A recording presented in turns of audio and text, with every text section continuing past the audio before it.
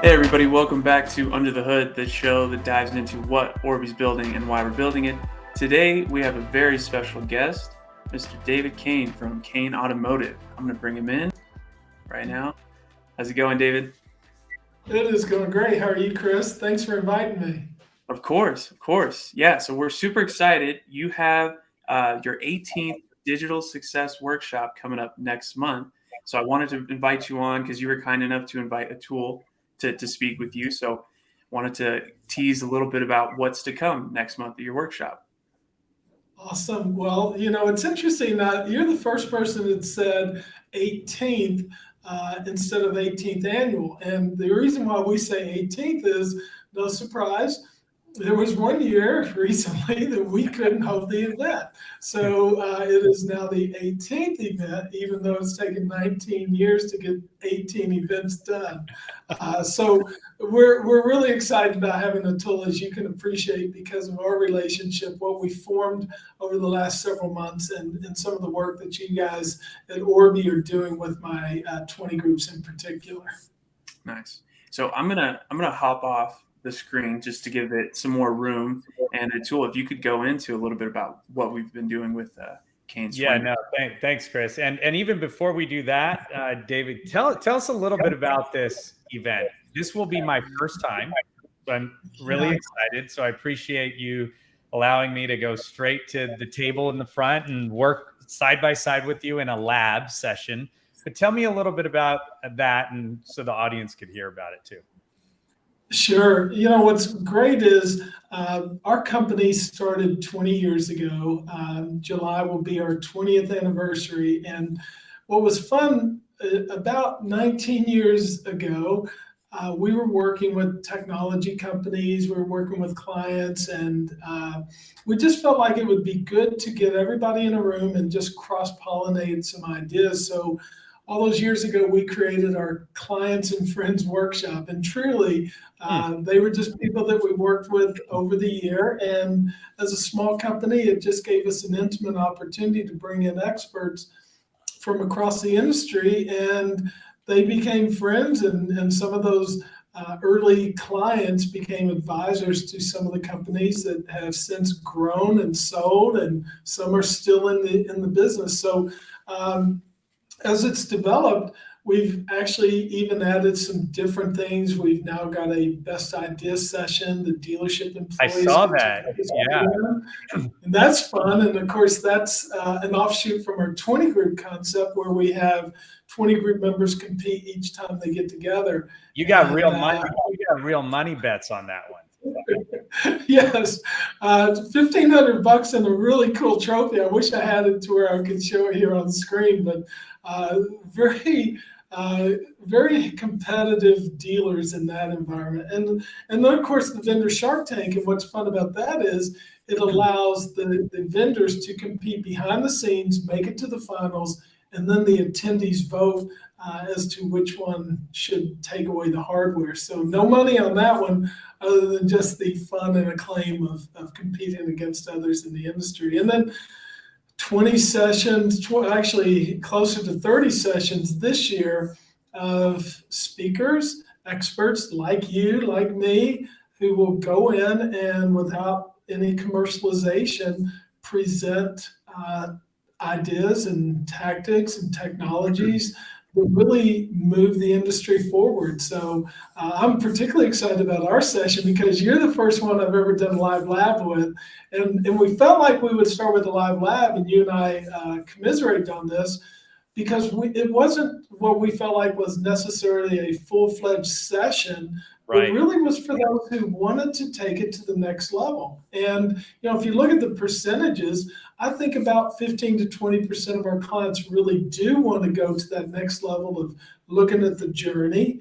Whereas if you broke it out in front of the whole group, a lot of people would kind of get their phones out and start surfing the web or something, while you and I are trying to talk to them about something this detail. Well, we'll have to keep an eye out on the crowd and read the crowd. But no, like you said, the whole premise of why we're talking about it from a lab session standpoint is it's a work in progress, right? We're trying to learn how people can perceive this idea. It's almost like you hear about this quantum computing, quantum physics, to how everything is both 1 and 0, and you sort of even all glaze over it. And it's got to be the right audience for what it is we're talking about, so that we can get not just, hey, I'm going to take exactly what you told us and consider it gospel. I'm going to challenge Atul and David to say, all right, well, what are we going to do about this? Or how do we use this? And that's where, I could come up with all sorts of great data with my data team, but what good is it if you can't take action on it? Yeah, and to correlate that to automotive retail, when we would go out and do a product walk around, it was always feature, advantage, and the benefit. So you and I are going to present features, and it's going to be up to the audience to say, okay, what's the advantage and what's the benefit? Because I love knowing this, and particularly when we look at attribution of the journey, you and I have always been trapped in an environment where we didn't have the insight, we didn't have resources to say it's first touch or it's last touch or it's a segmented portion. Let's give 25 here and so on and so forth. But there was no real science behind it. And I think you all have really cracked the code based on what you've shared with me. Yeah, well, look, let's go into it. I actually kind of put together some things, but what I did is I have this new toy that I get to like sketch on. So we're going to kind of do an example of a session here, and I could actually share my little sketchbook here, and I'm going to kind of, let's see if Chris gets it going here. But basically what we're talking about, this whole journey thing, right, is first of all, there's a shopper. And I draw these people. That's my famous person. And they go all the way through a process, and they actually end up sort of buying a car, right? And there's all of these events or sessions or visits and traffic sources that are in the middle. So you have all of these steps that happen in the middle. And so, for instance, this could be a third-party lead submission. This could be a web visit that's independent of the third party. This could be a kind of an email click. They got an automated email, they clicked on it and so forth. And you have all of these other sort of reasons why the user came back. And then you even have where they do these actual activities. So say they actually start chatting, they're inside of a chat widget that's maybe considered an iframe that traditional analytics doesn't get to. Maybe they go into a digital retailing tool, right? DRT, DRS, a lot of different ways people are using that term. But so they disappear into a subdomain or another sort of tool that's on the website. The consumer has no idea they've left the website, but technically speaking, they have. And so what we're saying is that there's this journey, and we've been sort of, once the lead goes into the CRM, and tell me this, David, you've seen many a times that, let's say the lead comes in first from the third party, it's considered third party lead. But then they fill out a lead form on the website. It usually changes the lead source, right? It does. And even if it doesn't, it becomes even a little bit more complex because it becomes a duplicate lead, or in some CRMs, they call it a bad lead, and it adds to the confusion and complexity. And then, of course, there's every vendor, and I think everyone's here to collaborate and get it done. So what ends up happening is, because of limitations in the CRM, if I want to reactivate or reanimate a lead based on an interaction, or I want to send that chat experience back to the CRM, every single time it could be regenerating a duplicate, or it could be sort of changing this lead source. So here's kind of a little backdrop. So we've been working with you. You've brought a lot of insights to us. We've learned a lot over the last few months here, probably around 6 months. And, we've been talking about sort of all this data that the dealerships who participate in these programs, the 20 group, your sessions, have to type in, okay, I got this many leads from this traffic source. And so if I say, hey, I've got 700 leads from this place, I've got 14 leads from 700 Credit, 15 leads from Auto Trader. This is an example of the fundamental limitation of the way we think today. Would you say so? Like, this is the last known source in the CRM. Completely. And ultimately, it comes down to budgetary constraints and who do I write the check to? Who do I want to continue? And so if the journey doesn't disclose that one source had a big impact in contributing to the final call, click, chat, whatever the final stimulus was to get to the CRM, then in fact we cut those guys off because we've got no attribution for them. And then the whole pyramid falls apart. Oh, I love how you said pyramid, because when you think about this, all of these what kind of scares me a little bit about this whole exercise we're going through is when you take out one entire source, that could have been the impetus to even get the web visit or the email. And so we know we're not going to solve all this overnight, but what we can see is there's going to be another 100 or 1,000 or 10,000 journeys across an entire 20 group that does have an example of a scenario where there is no A to B to C, but rather there's only a B to C. And we're going to be able to study those differences. And it's kind of like AI, where you use modeling to say what usually happens when there is no initial traffic source from here, or they don't ever click on email. And so that's the goal. And in fact, I wanted to show a report that my team kind of put together. And this is like the opportunity that we're going to be able to work together on. Let me make sure I got the right one. I got a lot of different data sets here. But what's really interesting to me is when you take, there's no PII here, there's a VIN number. I'll go ahead and hide that and we'll blur that out.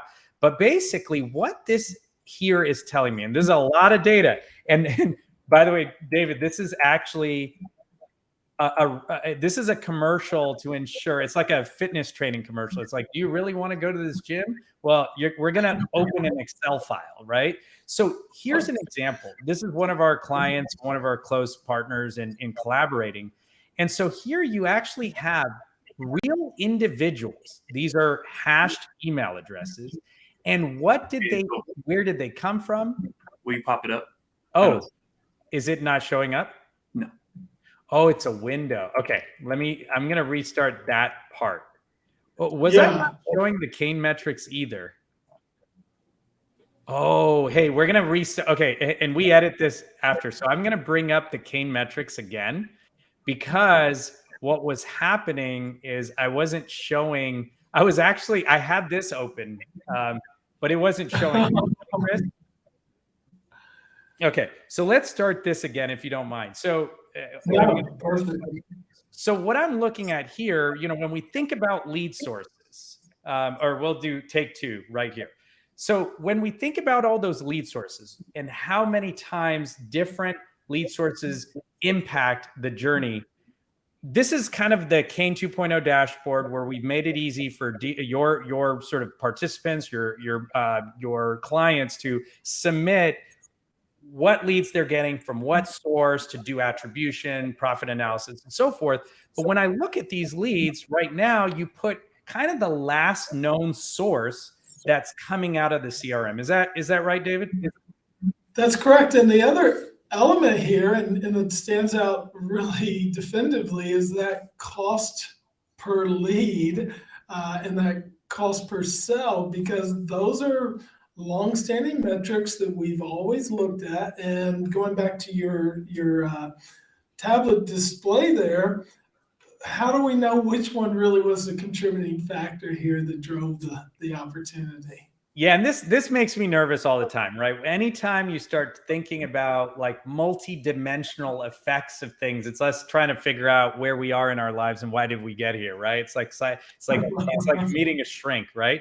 It's kind of what we need to do, and this is really where some of the data that we've been putting together in collaboration with you, and what we really hope that the participants of this lab will be able to install something that allows them to almost kind of join, if you will, like almost on stage, to be a participant of it.